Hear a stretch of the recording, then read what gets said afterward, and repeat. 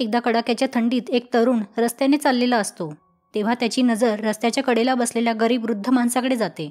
त्या गरीब वृद्ध माणसाच्या अंगावर एक पण कपडा नसतो आणि तरुणाने डोक्यापासून पायापर्यंत पूर्ण उबदार कपडे परिधान केलेले असतात. तो मुलगा त्या वृद्ध माणसाजवळ जाऊन आश्चर्याने विचारतो, बाबा, तुम्हाला थंडी नाही वाजत का?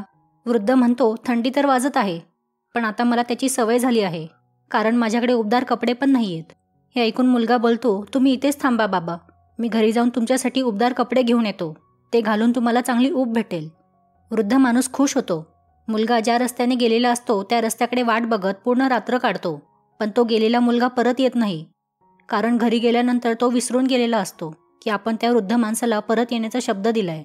सकाळ झाल्यानंतर त्याला अचानक आठवते, वृद्ध माणसाला उबदार कपडे द्यायचे आहेत. मुलगा धावत त्या बाबांकडे येतो आणि बघतो तर काय की वृद्ध बाबा थंडीने मरण पावलेत. त्यांच्या शेजारी असणाऱ्या दगडावर त्यांनी मुलासाठी मरण्याआधी एक संदेश लिहिलेला असतो.